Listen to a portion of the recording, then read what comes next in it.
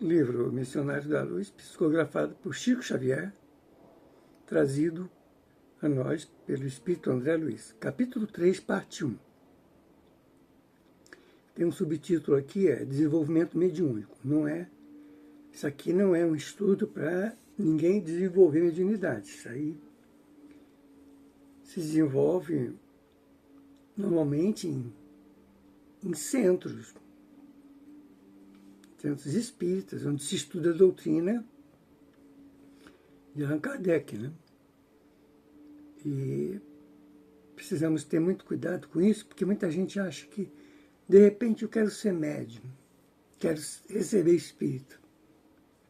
Não é bem por aí. Normalmente as pessoas, quando nascem já com esse compromisso, elas já cedo já começam a ver espírito, conversar com eles, né? Às vezes a família é de outra religião, não entende o assunto, complica muito a vida da pessoa, mas uma hora isso se reorganiza. E tem aqueles também que tem isso e não quer praticar, e acaba passando por situações muito dolorosas, né? Porque normalmente isso é uma troca, né? Quando o espírito vem com esse compromisso, ele lá em cima sabia que tinha que passar por um sofrimento grande e diz lá em cima que não, quando chegar lá eu vou assumir, coisa e tal. Chega aqui embaixo e não quer assumir. Aí, meu amigo, começa a sofrer tanta perseguição espiritual dos obsessores que ela deve a eles, que o plano espiritual deixa por conta. Fala, olha, bom, então vamos deixar ela aprender com a dor. Mas vamos lá. Os serviços particulares não proporcionavam ensejo a execuções dilatadas e frequentes em companhia de Alexandre. André Luiz estava acompanhando esse, vamos dizer, o instrutor Alexandre, lá no mundo espiritual, que iam participar de um ambiente em que médios são levados, médios e também pacientes, né? No local, lá no caso aqui, em nosso lar, uma das cidades do plano espiritual que está aqui ao redor do planeta Terra. Então, eles são levados lá, e aí vai acontecer isso que a gente vai ler aqui. Entretanto, valia-me de todas as folgas nos trabalhos comuns. Havia sempre o que aprender. Isso aí é André Luiz falando. E constituía enorme satisfação seguir o ativo missionário das atividades de comunicação. No caso, ele está falando sobre comunicações mediúnicas, do plano espiritual para o planeta Terra, que é um plano material. Hoje à noite, disse-me o devotado amigo, no caso Alexandre, observará algumas demonstrações de desenvolvimento mediúnico. Aguardei as instruções com interesse. No instante indicado, compareci ao grupo. Antes do ingresso dos companheiros encarnados, já era muito grande a movimentação. Quer dizer, os encarnados estavam sendo levados para lá, para esse local. Número considerável de trabalhadores, muito serviço de natureza espiritual, admirava as características dos socorros magnéticos dispensados às entidades sofredoras quando Alexandre assentou. Por enquanto, nossos esforços são mais frutíferos ao ciclo dos desencarnados infelizes. As atividades beneficentes da casa concentram-se neles em maior porção, porque os encarnados, mesmo aqueles que já se interessam pela prática da mediunidade, né, muito raramente se dispõem com sinceridade ao aproveitamento real dos valores legítimos de nossa cooperação. Bom, você vê que ser um médium é um compromisso muito sério, de comportamento moral principalmente. Aqui ainda não me toquei se eles desceram do plano espiritual, estão lá no local, no centro, não sei. Ainda não entendi isso aqui, ainda não vi, né? Isso aqui. Se eles levaram lá para cima, no plano espiritual, ou se eles estão em espírito lá no centro, onde estão sendo feitos esse trabalho. E depois de longa pausa, prosseguiu. É muito lenta e difícil a transição entre a animalidade grosseira e a espiritualidade superior. Quer dizer, o espírito para evoluir, para deixar, né, vamos dizer assim, comportamento animal, porque a gente vem do reino animal, né? Passamos no reino transitório, entre o animal e o hominal, e agora estamos no reino hominal. Mas ele diz aqui que é muito lenta a transição entre todo esse comportamento animal que o homem ainda tem para a espiritualidade superior, quer dizer, evoluir.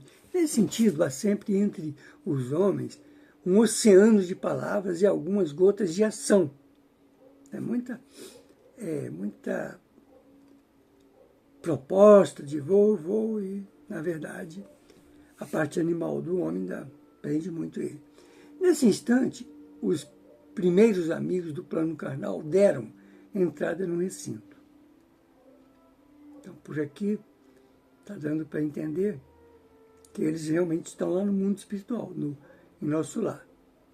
Veremos hoje, exclamava um senhor de espessos bigode, se temos boa sorte.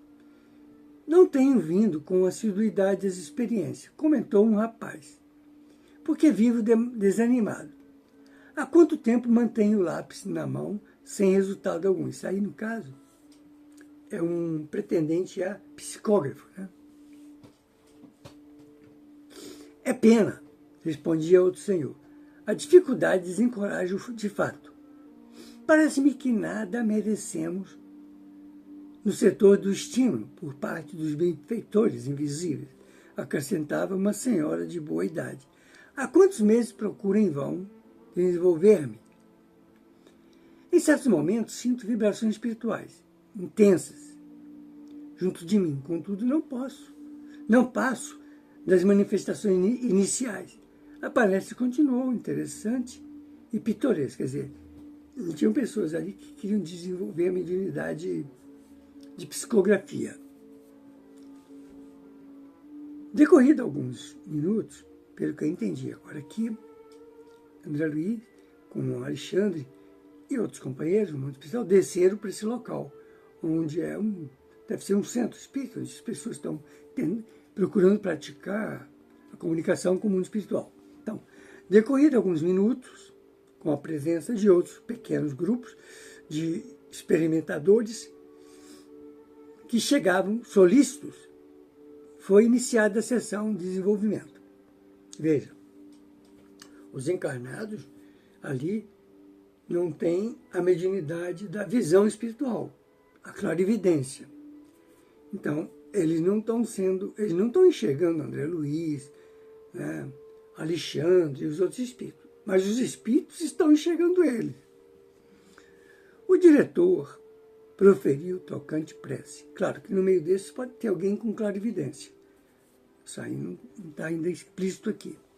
O diretor, entendeu? Eu chamo de mentor, né, que dirige ali os trabalhos, proferiu tocante prece, no que foi acompanhado por todos os presentes. 18 pessoas mantinham-se em expectativa. Alguns, explicou Alexandre, pretendem a psicografia, outros tentam a mediunidade de incorporação. Infelizmente, porém, quase todos confundem poderes psíquicos com funções biológicas. Preste bem atenção nisso. Hein? Confundir poderes psíquicos com funções biológicas. Isso aí é um problema. Acreditam no mecanismo absoluto da realização e esperam progresso eventual e problemático, esquecido de que toda edificação da alma requer disciplina, educação, esforço e perseverança. Mediunidade construtiva é a língua de foco, ou melhor, de fogo do Espírito Santo, luz divina para a qual é preciso conservar o pavio do amor. Amor cristão, o azeite da boa vontade pura. Sem a preparação necessária, a excursão dos que provocam o ingresso no reino invisível é quase sempre uma viagem nos círculos de sombras. Alcançam grandes sensações e esbarram nas perplexidades dolorosas. Fazem descobertas surpreendentes e acabam nas ansiedades e dúvidas sem fim. Ninguém pode trair a lei impunemente e, para subir, espírito algum dispensará o esforço de si mesmo no aprimoramento do íntimo. Dirigindo-se de maneira especial para os circunstantes, o instrutor recomendou: observemos postara-se ao lado de um rapaz que esperava de lápis em punho mergulhado em fundo silêncio. Ofereceu-me Alexandre o seu vigoroso auxílio magnético e contemplei-o com atenção. Os núcleos glandulares emitiam pálidas irradiações. A epífise, né, principalmente, semelhava-se a reduzidas sementes de algo luminoso. Repare no aparelho genital, aconselhou-me o instrutor gravemente. Fiquei estupefato. As glândulas geradoras emitiam fraquíssima luminosidade, que pareciam abafada por luviões de corpúsculos negros, a se caracterizarem por espantosa mobilidade. Começavam as movimentações sobre a bexiga urinária e vibravam ao longo de todo o cordão espermático, formando colônias compactas nas vesículas seminais, na próstata, nas massas mucosas uretais. Invadiam os canais seminíferos e lutavam com as células sexuais, aniquilando-as. As mais vigorosas daquelas feras microscópicas situavam-se no epidídimo, onde absorviam famélicas os embriões delicados da vida orgânica. Estava assombrado. O que significava aquele acervo de pequeninos seres escuros? Pareciam imantados uns aos outros na mesma faina de destruição. Seria expressões mal conhecidas da sífilis? Bom, como já estamos aqui há mais de 10 minutos, né? Eu vou parar aqui, vamos continuar no próximo capítulo de Missionários da Luz, que será o capítulo 3, parte 2.